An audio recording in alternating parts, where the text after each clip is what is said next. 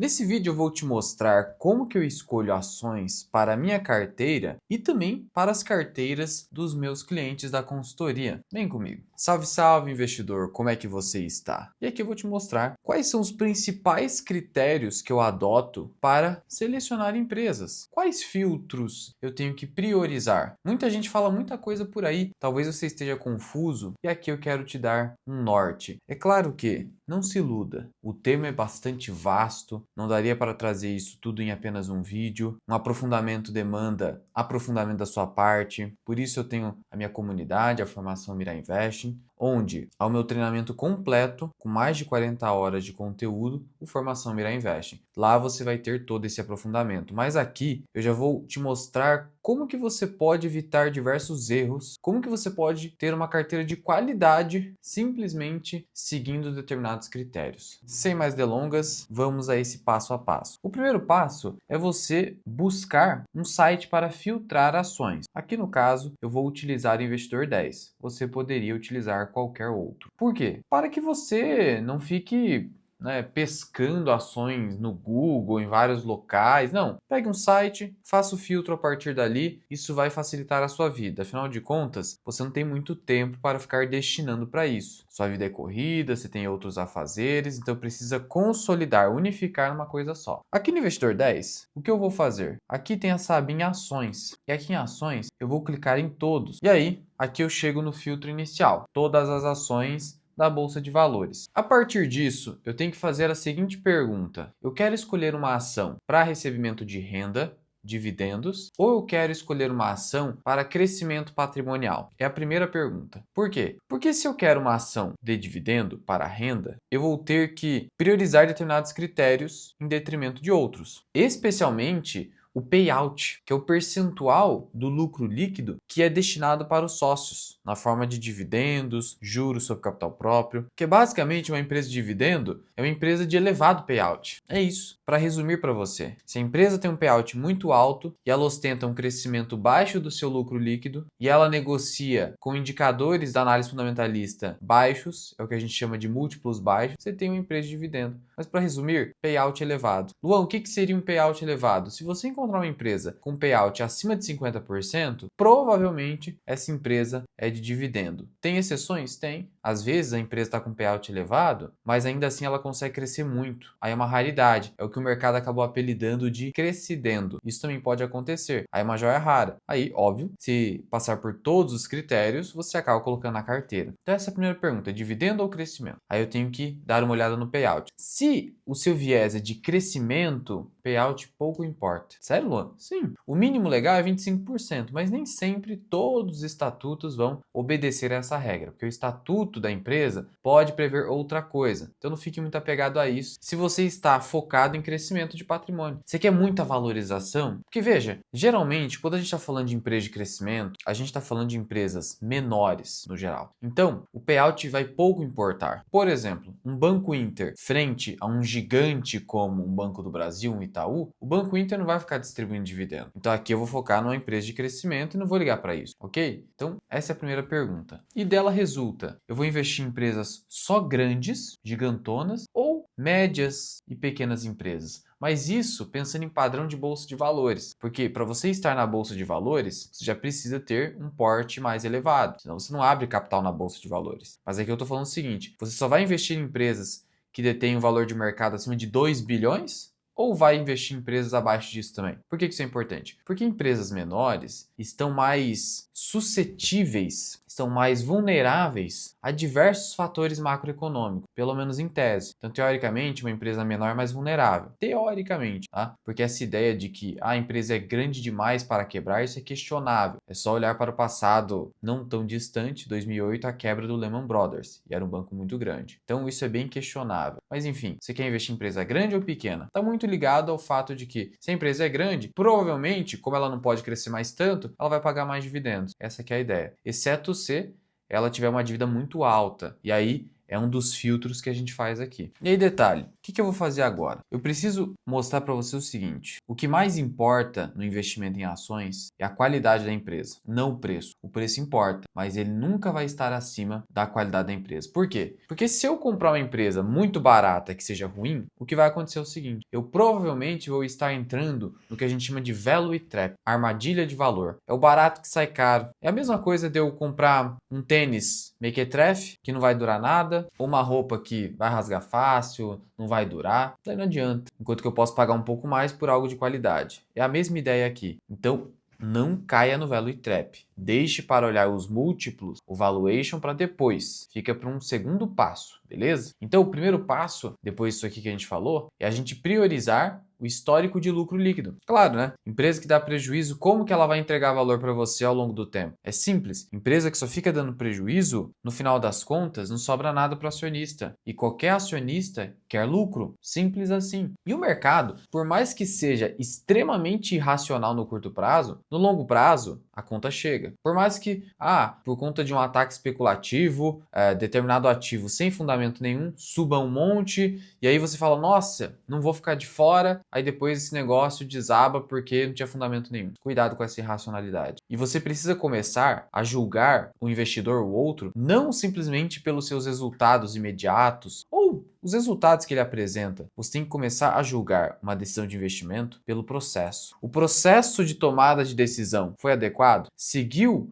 passo a passo racional? Seguiu? Beleza, então. Então o resultado depois disso está fora do meu controle. É uma postura até mesmo estoica e racional, porque o resultado depende muito da aleatoriedade. Então foco no processo, o resultado está fora do seu controle. Até porque investir significa confiar que o futuro será melhor e confiar em trabalho de terceiros, pessoas que estão trabalhando naquela empresa, afinal de contas está investindo em empresas e tem pessoas por trás. Os números que a gente vai mostrar aqui, eles refletem uma provável qualidade das pessoas que trabalham naquela empresa, mas não é garantia. Não existe garantia ao investir em ações. Então entenda isso. Só que você ajuda o seu dinheiro ao priorizar o que é melhor, de acordo com os números. Então, lucro líquido histórico, é isso que você vai olhar. E aqui no Investidor 10, você já tem uma métrica, maiores lucros. Aqui já vai te dar empresas com os maiores lucros. E aí é muito provável que essas empresas aqui, nos últimos 5 anos, não tenham tido prejuízo. Provável, você tem que olhar caso a caso. Vamos pegar aqui o exemplo do Itaú. O que acontece? O que eu faço para olhar o histórico de resultado? Eu clico aqui em contábil e vai me direcionar diretamente aqui para baixo. E aí eu vou selecionar aqui já está 5 anos. Eu olho até 10 anos, que é importante, mas 5 anos já te ajuda, é claro que se for 10 anos ou nunca deu prejuízo, melhor ainda, obviamente. Vou deixar aqui no anual, por quê? Não fico olhando muito para o trimestral, porque às vezes, um trimestre em específico, a empresa teve algum não recorrente, por exemplo, um efeito contábil chamado impairment, que não impactou em nada a empresa, não piorou a empresa, nada. Então, olha para o anual, é isso que importa. E aí o Itaú, né, como você já deve perceber, lucro líquido todos os anos anteriores. Então, essa empresa tem um histórico de resultado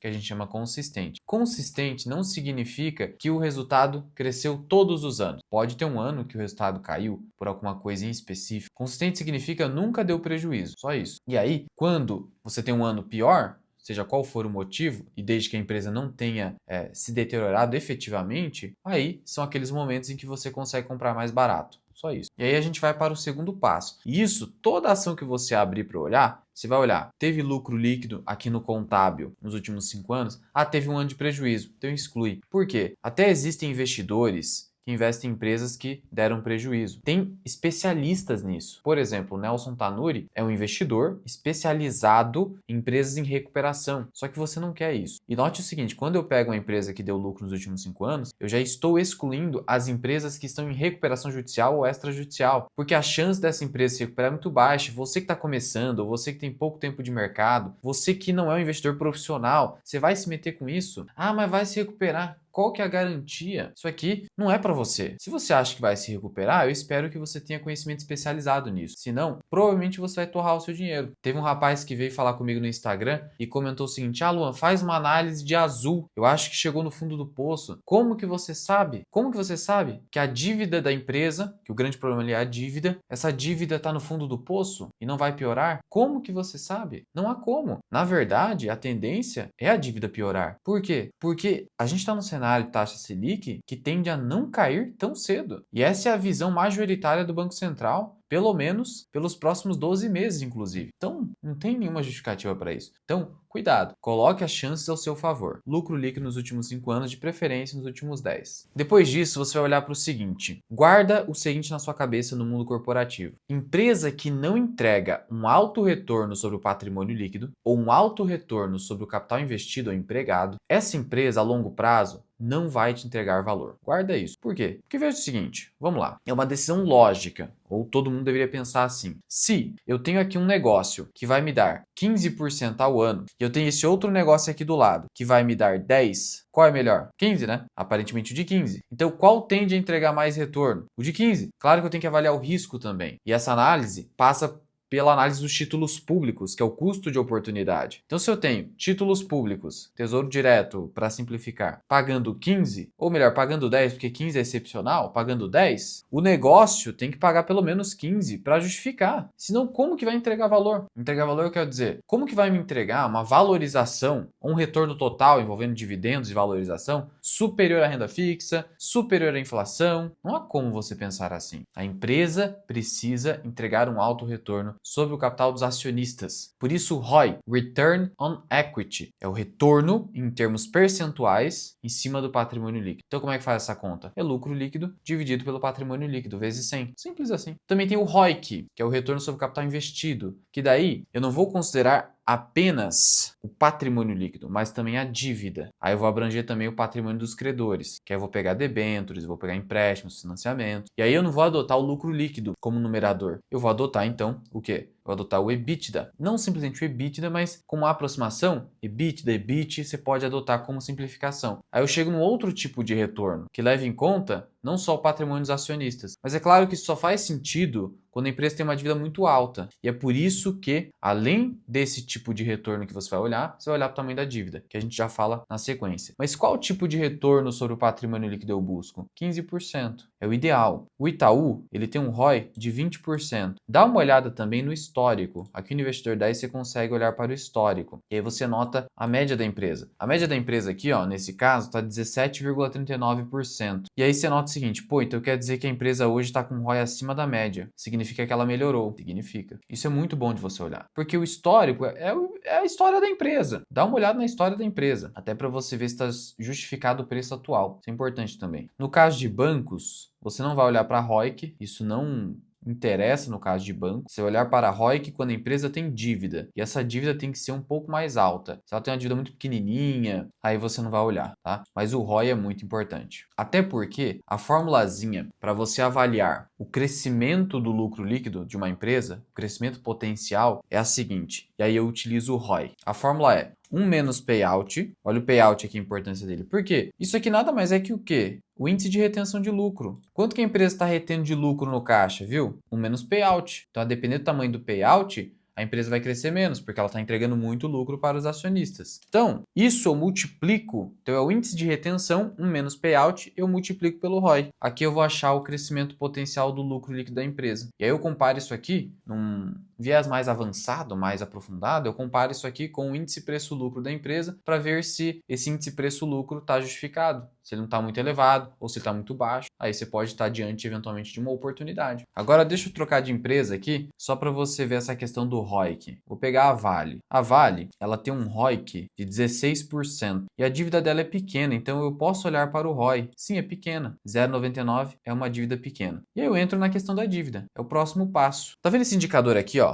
Dívida líquida dividida pelo EBITDA. Esse é o principal indicador utilizado no mercado financeiro para você avaliar o nível de alavancagem financeira de uma empresa, o nível de endividamento. Porque veja, dívida é uma coisa boa para as empresas. Sim, dívida é uma coisa boa, até certo nível. É como se você tivesse um remédio para uma doença e você pudesse tomar determinada dose. Acima dessa dose se torna um veneno. Dívida é a mesma coisa. E por que dívida é algo bom? Porque ajuda no crescimento das empresas, impulsiona alavancagem. É isso. Por isso daí de alavancagem. Porque a dívida faz isso. Eu tô pegando dinheiro de terceiro. Só que eu preciso entregar um retorno acima do custo dessa dívida. Só que se essa dívida estiver muito alta, a coisa fica muito difícil. muito arriscada. A empresa não vai conseguir pagar dividendo, não vai conseguir entregar valor ao acionista. E no Brasil, isso aqui é muito sério, porque a gente tem um nível de juro muito elevado por sermos um país emergente e dependermos muitas vezes de um juro muito elevado para atrair capital estrangeiro para investir aqui no país em títulos públicos. Então a gente tem uma situação complicada. E aí isso se reflete nas empresas. Então cuidado com o tamanho da dívida. Então essa dívida aqui, esse indicador, não pode ultrapassar 2 quando você estiver lá escolhendo ações. Ah, Luan, você não investe acima de 2? Eu até invisto, mas porque eu já tenho anos de experiência no mercado financeiro e sou investidor profissional. Agora, você que está aí do outro lado, coloque 2 aí e resolva o seu problema, resolva a sua vida. Assim você vai filtrar muito bem, só vai pegar o suprassumo das empresas da bolsa. Isso aqui eu estou falando a realidade do Brasil, tá? Lá fora, existem empresas com alavancagem bem maior e que são até mais seguras, mas porque lá o nível de juro é muito mais baixo, muito diferente. Aqui não. Aqui a gente precisa se acautelar. Até 3 vezes EBITDA, tudo bem, mas para você se blindar, primeiro proteja seu capital, depois você pensa em rentabilidade, aí 2 vezes EBITDA seria mais bacana, beleza? Então, olhei para a dívida, olhei para lucro líquido, olhei para a ROI, ROIC, agora eu vou olhar também para a margem líquida. Por que eu olho para a margem líquida? E aqui está em 14. Olha para o histórico também,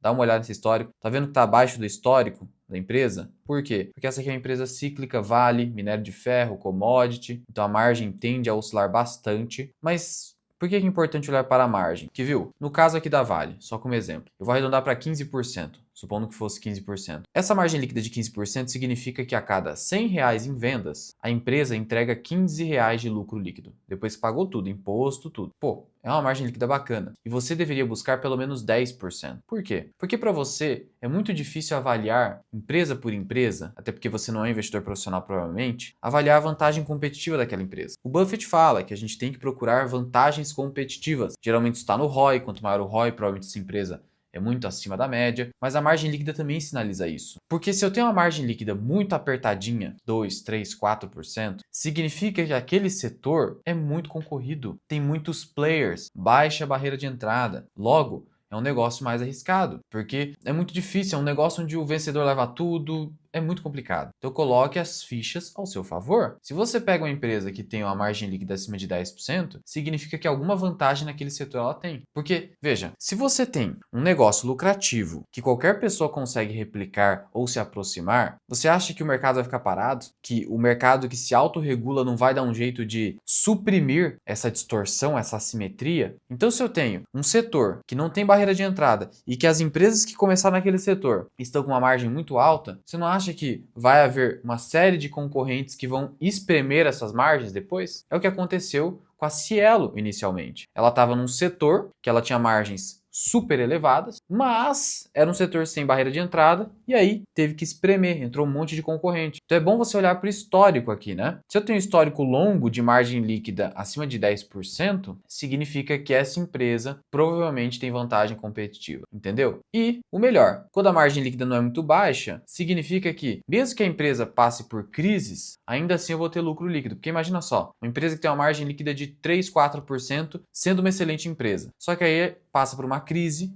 sem culpa dela, macroeconomia, atrapalhando a vida da empresa, e aí ela tem uma pressão de custos enorme, enorme, e aí ela não consegue repassar esse preço ao consumidor, porque já está muito apertado. E ela pode ter um cenário de prejuízo, porque os custos foram tão elevados que ao final do balanço, lá na última linha que é o lucro líquido, ela não conseguiu reportar lucro, ainda que temporariamente. Então margem líquida é algo importante. Claro que não necessariamente você vai pegar uma empresa com margem líquida baixa e você vai perder dinheiro. Não. Várias empresas de margem líquida baixa por aí entregaram valor, mas é muito mais arriscado. Essa que é a ideia. O primeiro passo é você reduzir ao máximo o risco na sua carteira. Depois você pensa em adicionar um pouco mais de risco, conforme você vai ganhando experiência no mercado, vai se aprofundando, etc e tal. Depois disso, o que você vai olhar? Olhar o setor. Cuidado com o setor. Por quê? O setor não é o mais importante, tá? Ao contrário do que muita gente pensa. Porque, viu, é evidente que tem alguns setores que não tem como. Só que eles vão passar por outros filtros e vão ficar no meio do caminho. Por exemplo, setor aéreo. Todas dão prejuízo. Então, não há nem que se falar do setor, porque elas nem têm lucro. Agora, vamos lá. Varejo. Será que todas as empresas do varejo são ruins? Setor industrial, onde no Brasil é complicado. Será que todas as empresas do setor industrial no Brasil são ruins? Então, o filtro de setor é um filtro para a gente mais avaliar o caráter cíclico daquela empresa, por conta de estar no setor mais cíclico. Então, Vale, por exemplo, obviamente é o tipo de setor mais difícil, e aí você tem que comprar no caos mesmo. Por quê? Porque é commodity. Commodity é uma loucura. Açúcar, minério de ferro, petróleo, tudo isso aqui é muito volátil, oscila demais. E aí você ganha muito dinheiro no ciclo de alta, mas perde muito no ciclo de baixa. Então é o tipo de setor que você tem que estar muito atento, e se você comprar no momento errado, são anos de retorno que você perde. Então aqui o cuidado é redobrado. E aí, Luan, quais seriam os setores que você não sofre tanto com isso? Setor financeiro no Brasil, muito menos cíclico. Então você pega bancos e seguradoras. Então voltando aqui no Investidor 10 aqui, ó, você tem setor financeiro. Aqui eu olho para as empresas do setor financeiro. Qual outro setor também? Consumo não cíclico? Não necessariamente. Por exemplo, proteína animal. Eu tenho que consumir proteína animal, a não ser que eu seja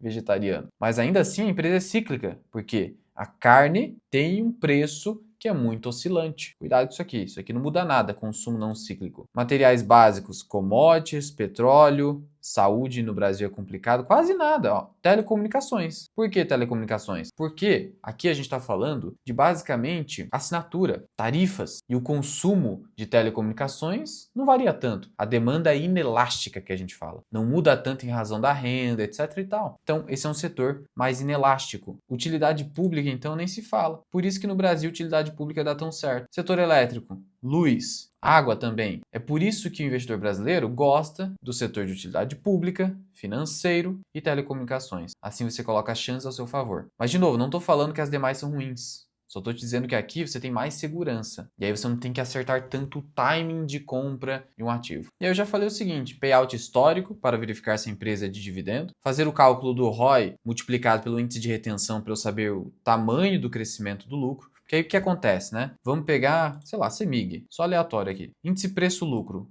4,32. E aí, quanto que a empresa vem crescendo o lucro líquido dela?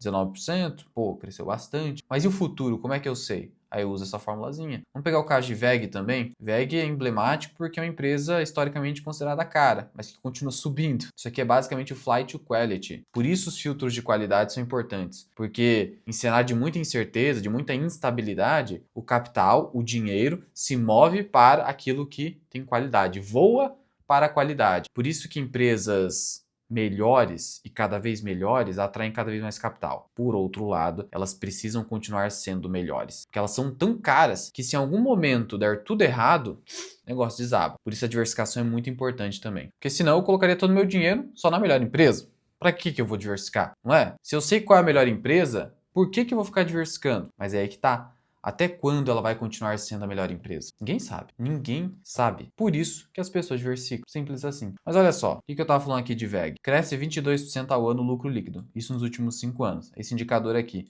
CAGR. Beleza. Indicador preço-lucro 28 vezes. Então seria uma empresa relativamente cara. Mas aí, o que eu poderia fazer? Qual que é o índice de retenção da empresa? 50%, já que o payout é de 50%. Então, se eu multiplicar 0,5 vezes o ROI, e esse ROI aqui, ó, na média é 27%, e agora está em 29%, na prática eu teria um crescimento potencial do lucro próximo de 15%. A empresa tem pouca dívida, então difícil alavancar com dívida. Então é uma empresa cara. Não tem jeito, cara. É uma empresa cara. Mas é aí que tá. Aí que entra outra questão. Agora eu tô olhando aqui para múltiplos, que é o último passo. Eu vou olhar se a empresa é barata. Tá vendo que eu tô aqui analisando se a empresa é cara ou barata? Mas é aí que entra o seguinte. Independentemente da análise de múltiplos, múltiplo, preço-lucro, EV sobre EBITDA, não vou detalhar isso aqui para você, não é o foco. Tá? Mas independentemente dos múltiplos, o que mais importa para o investidor, como disse Howard Marks, são ciclos. Entender aonde você está. A gente está num cenário de muito pessimismo e fundo do poço? Ou a gente está num cenário de euforia, otimismo e topo do ciclo? São conceitos meramente teóricos, a gente nunca sabe qual é o fundo ou o poço, mas a gente consegue entender mais ou menos aonde a gente está. E aí traçar uma tendência. A gente não sabe quando vai ocorrer uma correção, quando vai ocorrer uma reversão de tendência daquele momento. A gente só sabe onde a gente está e a gente se posiciona de maneira tal. Por que eu estou te falando isso? Porque mesmo que a empresa seja cara, como a VEG, em virtude da sua alta qualidade, que ainda vem sendo ostentada nos últimos resultados, ao longo do tempo, etc e tal, se a gente entrar num ciclo de alta da Bolsa de Valores, e eu tratei com detalhes sobre os ciclos da Bolsa de Valores desde 1963, eu fiz um vídeo detalhado nesse sentido, tá? Para os membros da comunidade FMI, dá uma olhada aqui embaixo. Se a gente entrar num ciclo de alta, a VEG vai ficar ainda mais cara. Sabe por quê? Eu vou pegar aqui só o último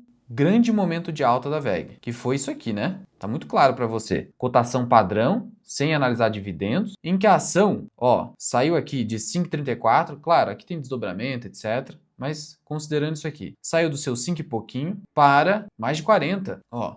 Mais de 40 aqui, ó, que é o preço atual. O que que você percebe aqui? Que a ação se multiplicou várias vezes em 3, 4 anos, mesmo sendo uma ação cara. Por quê? Qual que é o histórico de PL da VEG? 39 vezes. Então ela tem um histórico de negociar nesses múltiplos altos, o dobro, triplo às vezes do Ibovespa. Só que quando tem euforia, ciclo de alta, ela fica muito mais cara. Então veja, o que importa são os ciclos. O que mais importa, né? Melhor dizendo. Então o que eu quero dizer? Depois que você já filtrou tudo, montou uma carteira ali ou colocou numa esteira as melhores ações que passaram por todos esses critérios, aí você vai analisar múltiplos. E aí você busca as mais baratas, principalmente se você está olhando dividend yield. Eu nem olho dividend yield para ser sincero, eu olho muito mais payout e múltiplo, porque a VEG é uma empresa que tem um payout elevado, só que como o múltiplo é muito alto, o dividend yield fica baixo. Então priorize payout mais múltiplo. Aí você vai encontrar para ver se a empresa paga um dividendo satisfatório para sua carteira. Mas, se você está focado em crescimento, o que mais vai importar é a qualidade